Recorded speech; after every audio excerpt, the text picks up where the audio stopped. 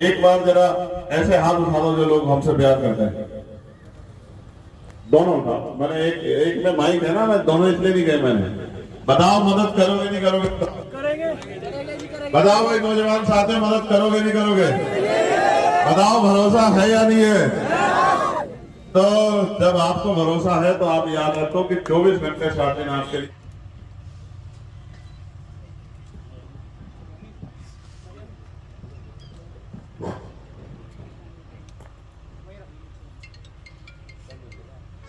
बहुत धन्यवाद भाई।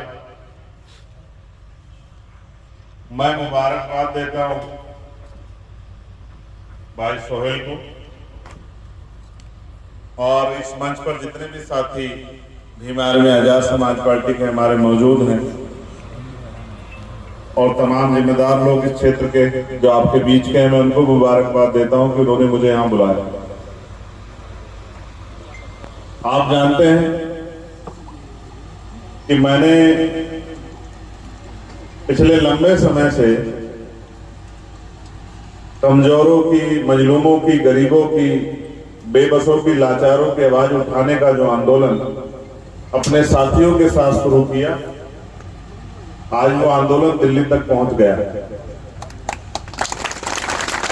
मैं अपनी बात को शुरू करते हुए बहुजन समाज में जन्मे सभी संतों, गुरुओं, महान पुरुषों को नमन करता हूं। डॉक्टर बाबा साहब अम्बेडकर और माननीय काशीराम साहब को याद करता हूं। सढौरा और दहेज में कोई ज्यादा फर्क नहीं।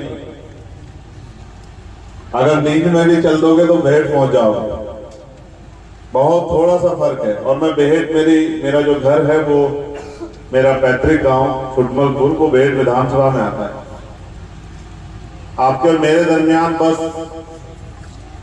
जमुना का एक फासला है। आप जमुना के इस तरफ है, मैं जमुना के उस तरफ। लेकिन ये जमुना का फासला भी हमारे दिलों में जो प्यार है, ये उस प्यार को कम नहीं कर सकता।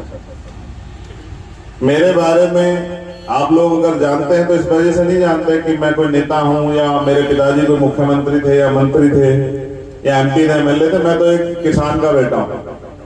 मेरे पिताजी प्राइमरी स्कूल में अध्यापक थे और खेती करते थे। मैंने ये पहचान अपने साथियों के साथ संघर्ष करके बनाई और एक ही नियत से मैं इस काम को करता हूं कि अगर मैं किसी के भी काम आ जाऊं तो बहुत बड़ी बात है। लेकिन भारत में लोकतंत्र है और लोकतांत्रिक व्यवस्था में जिनके पास राजनीतिक शक्ति होती है उन्हीं की बात मजबूत होती है। मैंने पिछले लंबे समय से कोई ऐसा एक मामला नहीं बचेगा जिसमें मैंने मजलूमों का, कमजोरों का, गरीबों का, नौजवानों का साथ ना दिया। आप पिछले 15 साल का कोई आंदोलन उठा के देख लीजिए, आपको हर जगह चंद्रशेखर आजाद सबसे आगे खड़ा दिखाई देगा। क्यों खड़ा दिखाई देगा? इसके लिए मुझे किसी ने जबरदस्ती धक्का नहीं दिया, लेकिन मेरे दिल में इस बात का एहसास है कि अगर गरीबों, कमजोरों को, दलितों को, पिछड़ों को, मुसलमानों को, हर मजलूम पे अगर किसी पे भी जुल्म होगा तो वो उम्मीद करके देखता है कि कोई आके उसकी आवाज बनेगा। चुनाव के समय वोट मांगने तो उससे बहुत सारे लोग आते हैं, चुनाव के बीच उसके हमदर्द बनने तो बहुत सारे लोग आते हैं। और ऐसे बहुत सारे वाकये हैं। हमारे साथी इस बात से जागरूक होंगे, जानकार होंगे। चाहे एनआरसी का मामला हो, मैं अकेला शख्स था वो जेल गया, जिसने 28 दिन जेल काटी। जब तमाम बड़े बड़े नेता मुंह से एक शब्द कहते भी डरते थे। जिन नेताओं को आपने वोट देकर ताकत दी, कुर्सी पर बिठाया, सर पर बिठाया, उम्मीद की कि हमारी आवाज बनेंगे, वो सब लोग घर में छिप गए। तब मैं अकेला भाई सकता तो जमा मस्जिद की सीढ़ियों पर खड़ा होकर ऐलान कर रहा था कि अकेले मत समझना, चंद्रशेखर आजाद भीम आर्मी आपके साथ। ये अलग बात है कि मांगने से भीख मिलते, अधिकार छीनने पड़ते हैं, तो जेलें और मुकदमे ये सब चीजें आती हैं। ये रास्ते का सफर का ये सफर के दरमियान ये सब चीजें आती, मैं इनसे नहीं डरता हूं। लेकिन उसके अलावा भी कितने ऐसे जुल्म हैं जो मैं आपको याद दिलाना चाहूं, जबकि वो जख्म है। याद दिलाऊंगा तो गहरे होंगे, मेरे दिल में इच्छा नहीं है, लेकिन आपको पता होना जरूरी है कि कौन आदमी आपसे कितना प्यार करता, कौन आदमी आपके कितने करीब। चाहे मौलाना साद साहब का मामला हो, जब उन पर झूठे मुकदमे, मौलाना चाहे तबलीगी जमात का मामला, चाहे मौलाना कलीम साहब का हो जब उन पर झूठे आरोप लगाकर उनको जेल में डाल दिया गया, चाहे नासिर जुनैद का मामला, अखलाक का मामला हो, पहलू का मामला हो, चाहे आप ही के यहाँ से 2 बच्चे जो राजस्थान से लाके पीट पीट के हिसार में मारे थे, इसी गुंडों की सरकार ने भारतीय जनता पार्टी, अगर आपके याद, नासिर और जुनैद पीट पीट के मारा और फिर पुलिस को दिया तो पुलिस ने मना कर दिया कि भाई तो मरने के उसमें, फिर उनको हिसार के जंगल में ले जाके शायद उनको गाड़ी से सही जला दिया, जिसमें 3 स्टेट में हमने आंदोलन करके मुख्यमंत्री को मजबूर किया कि जाओ जाकर गरीबों को सुनो। मैं ये बात आपसे इसलिए बता रहा हूं कि आपके मन में 100 सवाल हो सकते हैं, मगर मैं आपको गवाही देकर कह सकता हूं कि सोहेल को अगर आपने ताकत दे दी तो कोई गुंडा आपकी तरफ आंख नहीं उठा पाएगा। मेरी बात को याद रखना। सोहेल मेरी तरह ही खूब मजबूती से आपका मजबूत हिमायती है, किसानों का, मजदूरों का, कमेरों का, गरीबों का, मजलूमों का। और मैं इस बात को महसूस करता हूं, हम पे बहुत विकल्प थे यहाँ सडोरा में, ऐसा नहीं है कि हम पे विकल्प नहीं थे, हम पे बहुत विकल्प थे, लेकिन हमें ठेकेदार नहीं बनाने, हमें लीडर तैयार करने जो लंबे समय तक आपकी सेवा करें। और आप जानते हैं सोहेल ने, भीमार जी ने, कमल भाई ने, प्रदीप भाई ने जो काम किया है, तो दलित समाज के घर घर तक उन्होंने ये एहसास करा, ये प्यार पैदा किया है कि वो सोहेल के साथ खड़े। मैं आपसे अपने इस परिवार से मदद मांगने के लिए आया, जिन लोगों ने बहुत उम्मीदों से मुझे यहाँ बुला और ये प्रोग्राम रखा। आप कोई ऐसा मसला हो जहां आपको हमारी जरूरत पड़ेगी, अगर पसीने की जरूरत पड़ेगी तो खून देने का काम हम लोग करेंगे। हम लोग नेता नहीं, नेता होते तो इस बार जब सरकार बन रही थी तो मंत्री बनने के मौके पे दरवाजे पे घूम रहे थे लोग कि आओ सरकार बनाने के लिए लोग की जरूरत सेंट्रल मिनिस्टर बन जाओ, उनके मंत्रालयों को लात मारी, क्योंकि जमीन बेच के कोई काम नहीं करते हम लोग और जमीन से समझौता नहीं करते हैं। अलग बात है सियासी हालात बहुत दूर के हैं, मैं उस पर चर्चा नहीं करना चाहता, बस इशारे में आपसे कह रहा हूँ। एक जो आपके मन में बात होगी उस बात को भी आज स्पष्ट करते हुए कह रहा हूं। मैं जवाब नहीं देना चाहता था, राजनीति में जवाब वो देता है जो डरता है, मैं नहीं डरता हूं। जिंदगी है, मौत एक दिन आएगी, इसकी परवाह नहीं करता हूं। इस देश में बहुत कम ऐसे लोग होंगे जिन्होंने चुनाव में, चुनाव से बाद बहुत सारी पार्टियों से अलायंस नहीं की। बहुत सारी ऐसी पार्टियां, चुनावी अलायंस एक अलग विषय है, लेकिन अपने इरादों से, अपने वसूलों से समझौता करना ये अलग विषय है। हम लोग मर तो सकते हैं लेकिन अपने वसूलों से समझौता नहीं कर सकते। राजनीतिक अलायंस इसलिए होते हैं कि एक दूसरे की ताकत बन के अपनी ताकत बनाए। सोचिए अगर आप पे ताकत नहीं होगा, चंद्रशेखर पार्लियामेंट में नहीं होता तो क्या करता बताओ। ये जो लोग आपके हमदर्द बनते, क्या इन्होंने चंद्रशेखर को पार्लियामेंट में रोकने के लिए एडी चोटी का जोड़ नहीं लगाया? आप तो यही खरीद गए ना, बिजनौर को फोन करके देखो, आपको बताएंगे कि ये लोग जो आपके हमदर्द बन रहे हैं, इन लोगों ने एडी चोटी का जोड़ लगाया कि चंद्रशेखर पार्लियामेंट में ना जाए। और आज ये लोग, इनको पीछे खड़ा होना पड़ता है जब किसी पे जुल्म होता है। कल एक बच्चे को पीट पीट के मारा नहीं मारा फरीदाबाद में आपके चरखी दादरी में, किसने उठाई सबसे पहले आवाज? आप ईमानदारी से चेक करके देखो, पूरा मीडिया उठा के पूछो किसने उठाई सबसे पहले आवाज।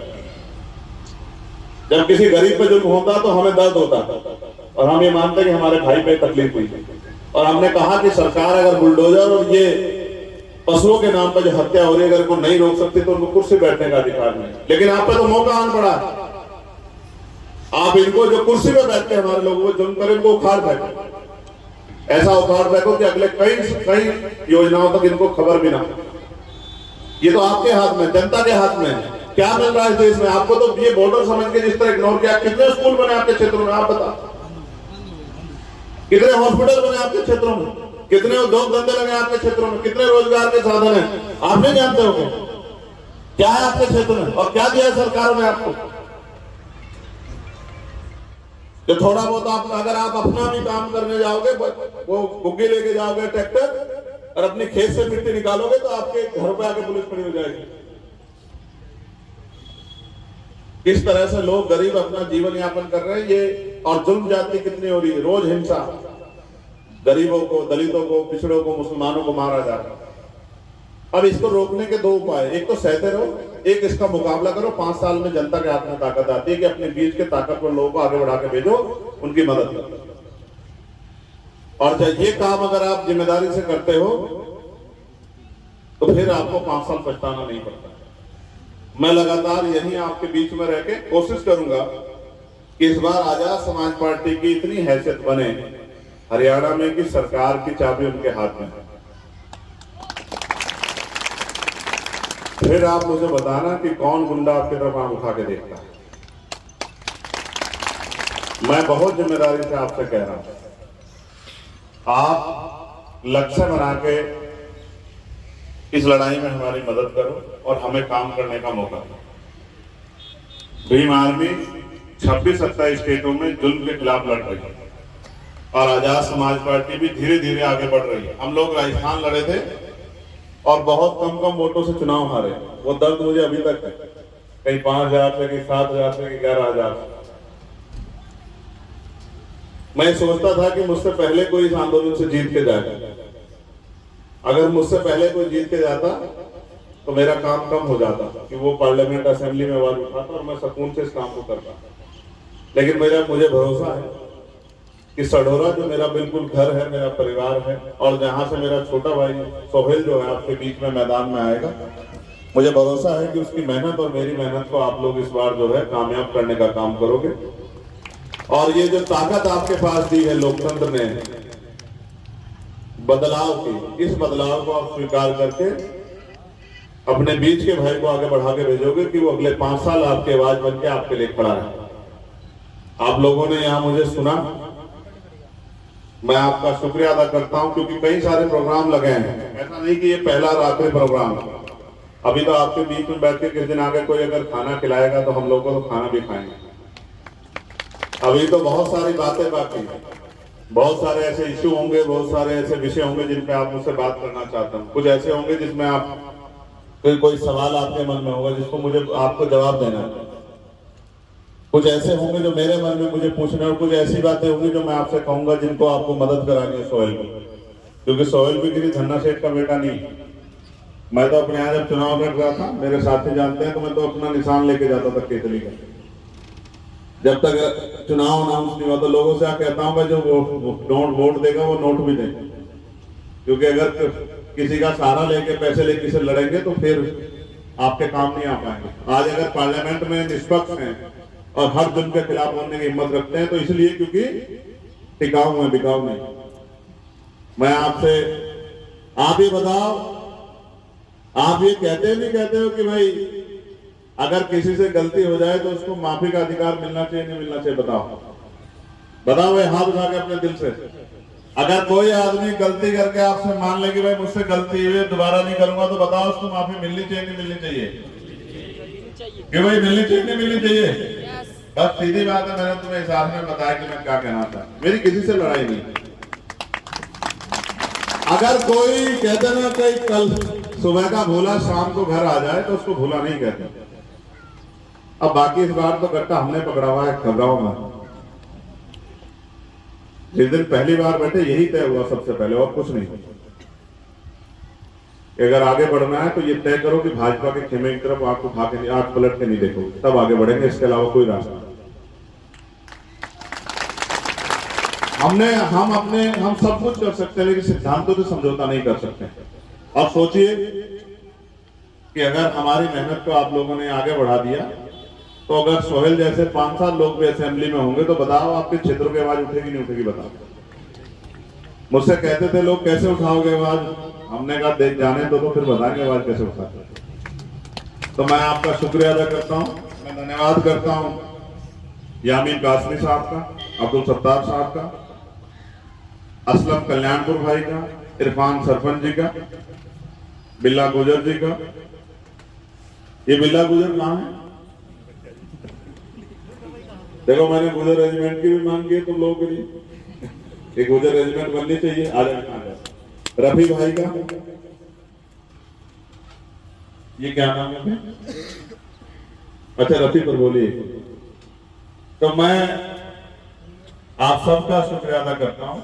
बहुत समय है, आपसे बहुत कुछ सीखना है, आपको बहुत कुछ बताना है, लेकिन इस भरोसे के साथ कि जैसे आपने वहां मेरा साथ दिया था, एक मौका मुझे आप यहाँ सढौरा में भी जरूर दें। फिर मैं आपको दिखाऊंगा कि चंद्रशेखर आजाद क्या रखा। भाई ये तो मुझसे भी कद में लंबा जरा इधर आ रहा है, ये तो मुझसे भी कद में 4 इंच लंबा ही होगा,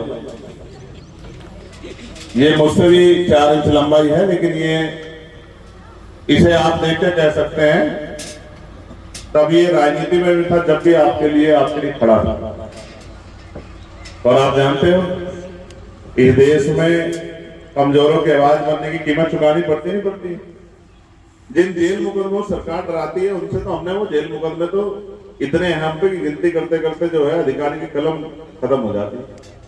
मुकदमों से नहीं डरते, जेल से नहीं डरते, बस इस बात से डरते हैं कब तक जुल्म सहते रहेंगे। हमें तय करना है हमारे आने वाली नस्लों क्या होगा। मैं आया था ना कासिम भाई, तो बच्चे मुझे वो दे रहे थे फूल। कहाँ है बच्चे?